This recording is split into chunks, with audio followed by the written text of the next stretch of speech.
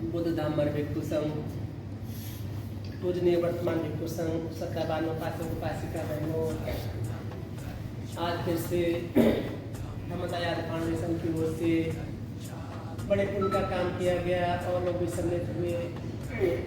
तो भोजन ये पिछले कल का रखा था 30 तारीख का, लेकिन क्योंकि विजय की हमारी बात हो गई थी कि 30 तारीख को रखना है, नहीं कह दिया था 30 को खाली है। फिर पता चला कि विराज का जन्मदिन है तो उस दिन करेंगे, तो बहुत अच्छा है। इस अवसर पर इनका भी जन्मदिन का अवसर है तो उनसे अवसर पर बच्चे भी करना सीखते हैं और आते लोग भी सभी सम्मिलित हो जाते हैं। बहुत अच्छा है। फोटो खींचने के सब ये भी लोग आए, कुलविंदर बहन जी ने भी दान भेजा, गंगा फाउंडेशन को उसी सबने मिलकर के दान किया और लोग इस संस्थान में सम्मिलित हुए।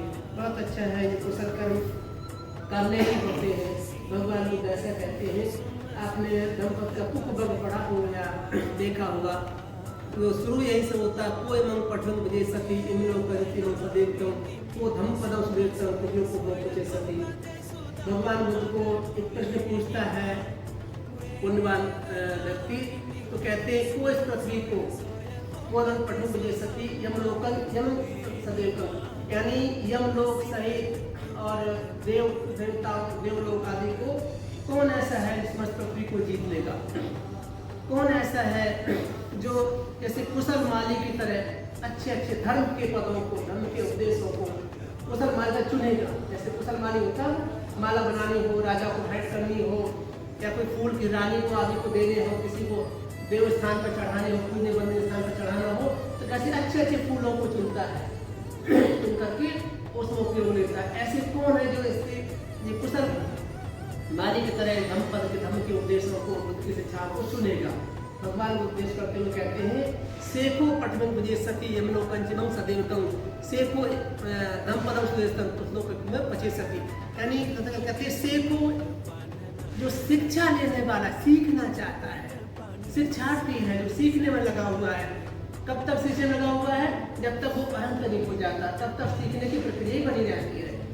तो ये सीखने जो सेको पढ़ जैसे यमलोकन में सदैव का जो पूरी समझ पृथ्वी को देव मनुष्य लोगों को या मनुष्य लोग यमलोक आदि को केवल जो है ना शिक्षार्थी जो है ना, सीखने वाला वही जी सकता है।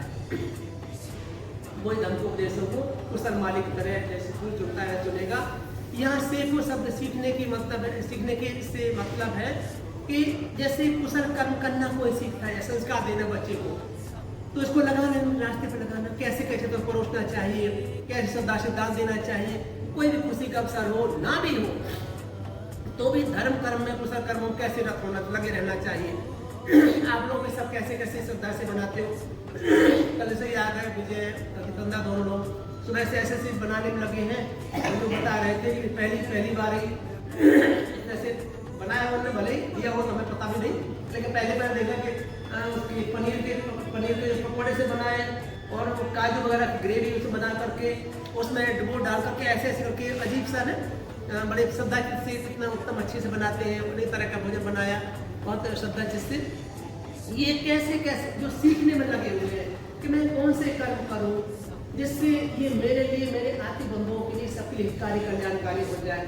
जो लोग और मेरे कर्मों को देखें, मेरे किए कार्यों को देखें, वो भी इसमें लग करके वो भी सुगत की तरह बढ़ते चले जाए, वो सीखते चले जाए, क्योंकि उनको यमलोक जन्म से छुटकारा पाना है। चाहे मनुष्य लोक में उत्पन्न हो जाए, किसी जगह जहाँ में उत्पन्न होता है, चाहे देवलोक उत्पन्न हो जाए, कहीं भी उत्पन्न हो जाए, व्यक्ति जहाँ उत्पन्न होता है वो मरता ही। अगर जन्म से अच्छे कर्म करने पड़ते, अच्छे कर्मों को करने में लगा हुआ, अपनी इंद्रियों को संयत करने में लगा हुआ, संयम करने में लगा हुआ, वो ऐसे जैसे श्रद्धा पैदा करते रहते हैं। भिक्षु संघ उसी का पालन करता, साधन पालन करता हुआ, इंद्रियों का संयम करता हुआ नितांत निर्मलता की ओर बढ़ता चला जाता है। हम भी उनसे सीखते चले जाते हैं कैसे कैसे हम भी साथ चलने वाले बने, क्योंकि हम भिक्षु संघ के प्रति श्रद्धा रखते हैं, हम बुद्ध संघ के प्रति श्रद्धा रखते हैं। हम जानते हैं ये कर्म तो हमें को करना पड़ेगा। दुख से निकालने का काम कोई दूसरा नहीं कर सकता। अगर हमें दुख से निकालना है तो प्रयत्न हमें ही करना पड़ता, परिश्रम हमें ही करना पड़ता है। पुण्य संचय करना है तो हमें ही कठिनाई परिश्रम का त्याग करना, परिश्रम के साथ काम करना पड़ता है, वो त्याग ही करना पड़ता है। चाहे अक्षय चित्तवृत्ति हो, चाहे धन संपत्ति वैभव कुछ भी हो, धीरे धीरे त्यागते त्यागते त्यागते हम उस अवस्था पर पहुंच जाते हैं जहाँ त्यागने कुछ रह नहीं जाता। सब कुछ त्याग चुके होते, कुछ भी रह नहीं जाता है। अक्षय चित्तवृत्तियाँ सब हमारी की निकल गई होती हैं, यानी लोभ द्वेष मोह आदि के संस्कार निकल गए होते हैं। ऐसी अवस्था में हम जो है ना अनंत हो गए होते हैं, अब त्यागने में कुछ नहीं। तो जो सीखना चाहता है, तो सीखने में लगा हुआ निरंतर प्रयत्नशील रहता है, और अच्छे से कैसे कर सके, और अच्छे से कैसे कर सके, वो लोग ही संसार को जीत सकते हैं, वो लोग ही दुख से निकल सकते हैं। अन्यथा संसार की वस्तुओं को इकट्ठा करने में ही लगे हुए व्यक्ति इसी ड्रामा चक्कर में घूमते रहते हैं, निकल नहीं पाते। वैभव सुख मिलेगा, मनुष्य लेकर के सुगति प्राप्त करते हुए ब्रह्मलोक तक उत्पन्न हो जाए, अरु ब्रह्मलोक तक उत्पन्न हो जाए, देवलोक में, ब्रह्मलोक, मरु ब्रह्मलोक में, अरु ब्रह्मलोक उत्पन्न हो जाए, चाहे काम दुर्गति में चले जाए, लेकिन इसी में लगे रहते हैं। भगवान बुद्ध कहते हैं बच्चों, जो निब्बान गामी, निब्बान को प्राप्त करना चाहते हैं, उनको तो त्याग ही सीखना चाहिए। त्यागो से तो धम्मानंद, धर्मों में, प्रवृत्तियों में, स्वभावों में त्याग ही श्रेष्ठ होता है। तो बिना त्याग के कोई व्यक्ति, जैसे पढ़ाई लिखाई करते हो तो भी आपको सुख सुविधा का त्याग करना पड़ता है, धन संपत्ति अर्जित करते हो तो भी आपको परिश्रम पुरुषार्थ करना पड़ता है, अपनी सुख सुविधाओं का त्याग करना पड़ता, तभी संभव है। वरना कोई व्यक्ति ऐसे ही राजकुमार सिद्धार्थ ज्यादा सुख किसको मिला होगा? माता पिता इतना 3 तरह की महल बनवाते, सर्दी की बरसात की हर तरह की सुविधाएं देते हैं। अगर उसी सुख में रहकर के दुख से मुक्त हो जाते, निब्बान मिल जाता, तो सिद्धार्थों का छोड़ने की जरूरत नहीं थी।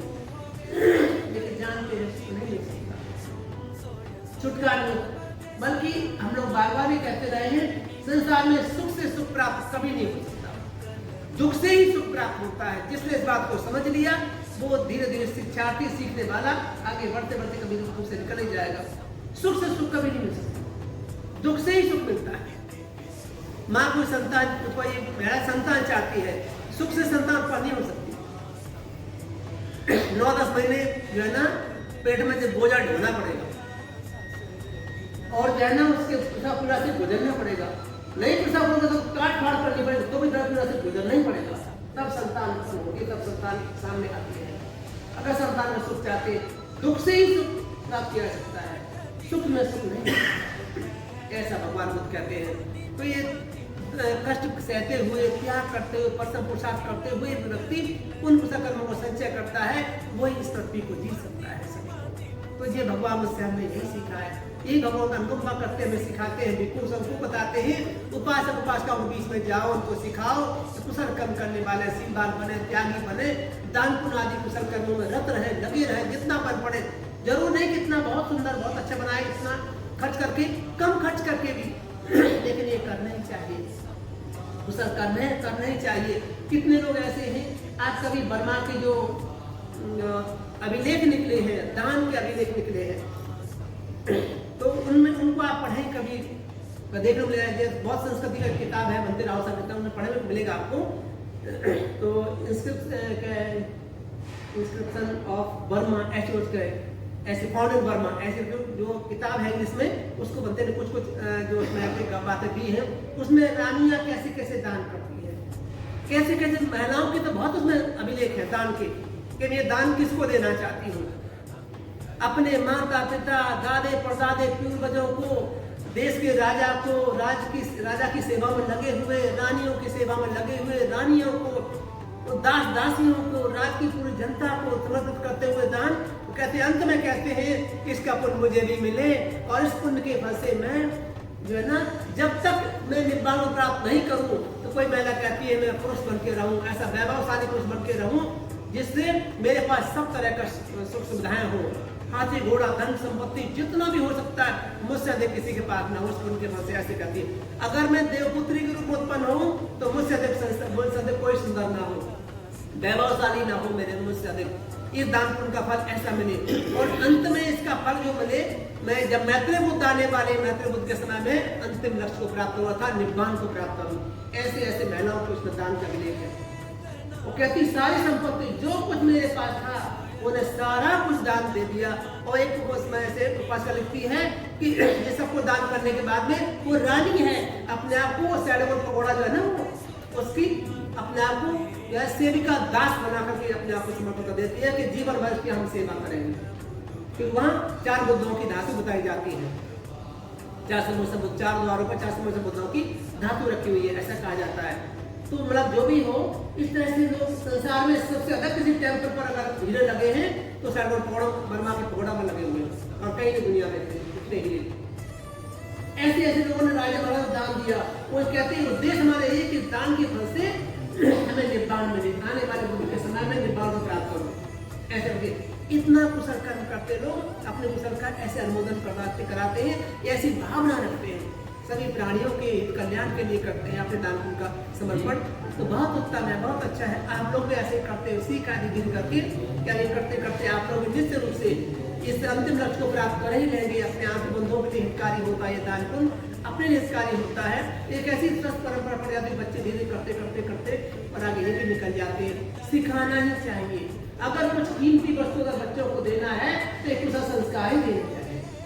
धन संपत्ति शिक्षा ये तो देनी है, धन संपत्ति कमाने के लिए, अपने पैरों खड़े होने के लिए, माता पिता सेवा के लिए तो करना ही करना है। ये तो सिखाना, ये स्कूलों में सिखाया जाता है। आजीविका का साधन का जुटाना वो तो सिखाया जाता है, लेकिन कुशल संस्कार नहीं दिए जाते।